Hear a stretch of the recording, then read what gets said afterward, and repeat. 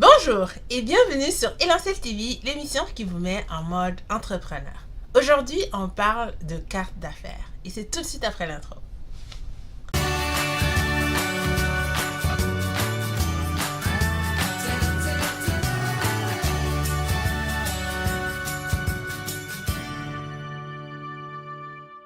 Les cartes d'affaires, c'est votre carte de visite. C'est ce qui va permettre de continuer la conversation une fois que vous aurez quitté la personne que vous avez contactée dans la soirée réseautage ou dans le dîner conférence. Donc c'est ce qui vous représente quand vous n'êtes plus là.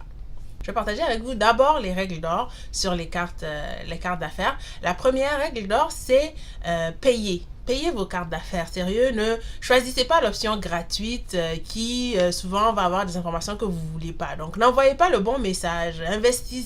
Envoyez le bon message, pardon. Investissez en vous si vous voulez que les autres investissent en votre projet. Donc, commencez par investir en vous-même. Payez vos cartes d'affaires. Ne prenez pas les options les moins chères. Deuxième règle d'or, c'est ne pas utiliser les adresses courriels personnelles dans vos cartes d'affaires. Donc, les Hotmail, les Gmail, tout ça, bannissez ça de vos cartes d'affaires. Utilisez plutôt votre site internet si vous n'avez pas de courrier professionnel. Mettez juste l'adresse du site internet, ça fera. Troisième règle d'or, c'est d'être concis et précis. Écrivez pas des romans sur votre carte d'affaires, ça ne sert à rien de l'encombrer. Allez-y au plus court.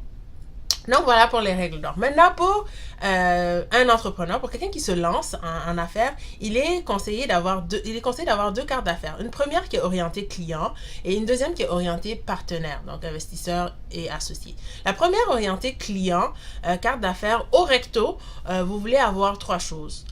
Dans la première section, mettre votre logo, si vous avez déjà un logo, ou le nom de votre compagnie.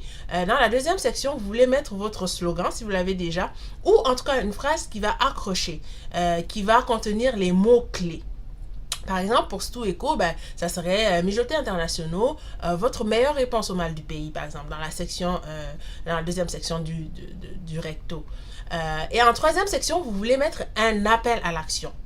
Ça pourrait être 10% de rabais sur votre premier achat, ou bien si vous avez un service, vous pouvez mettre 30 minutes de consultation gratuite.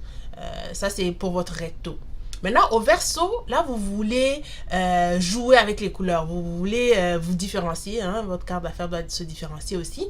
Donc, vous pouvez jouer avec les couleurs. Moi, personnellement, je préfère ça plutôt que jouer avec les formes, avec une carte en losange, whatever. Je préfère jouer avec les couleurs. Donc, pour se différencier. Et dans le verso, vous voulez mettre votre nom et au lieu d'aller avec le titre en deuxième lieu, vous voulez aller avec une phrase qui aspire plus, qui fait plus appel à du service à la clientèle.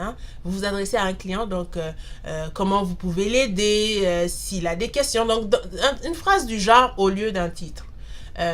Et en troisième section de votre verso, vous voulez mettre vos coordonnées. Donc là, ici, numéro de téléphone, l'adresse du site internet et moi, j'irai avec un code QR de la page Facebook, par exemple, de Stu Eco. Donc voilà pour la première carte qui est orientée client. Pour la carte orientée partenaire, là, elle est vraiment plus sobre. On veut garder ça très, très pro. En recto, on va aller avec le logo. Deuxième section, on va aller avec notre nom et en troisième section, tout simplement, notre fonction ou notre titre. Donc, cofondateur, président, directeur général ou vice-président. Allez avec les titres.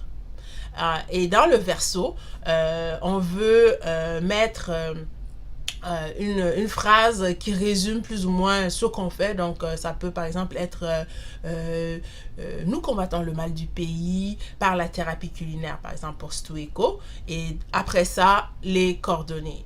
Numéro de téléphone, site internet ou adresse courriel professionnelle. Et voilà pour ce qui est pour la carte d'affaires pour les partenaires, la deuxième. Alors voilà, tout compte fait, si vous voulez en faire une seule des deux, sérieusement, allez-y avec la première qui est orientée client.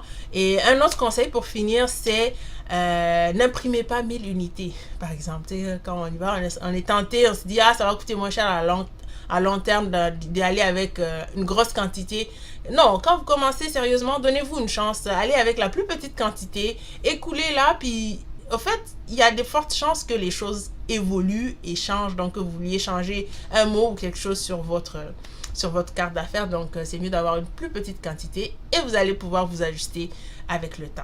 Donc, voilà ce que je voulais partager avec vous aujourd'hui sur les cartes d'affaires. C'est fini pour aujourd'hui. Ici Marilyn, je vous souhaite une excellente semaine et je vous dis à vendredi prochain. Bye!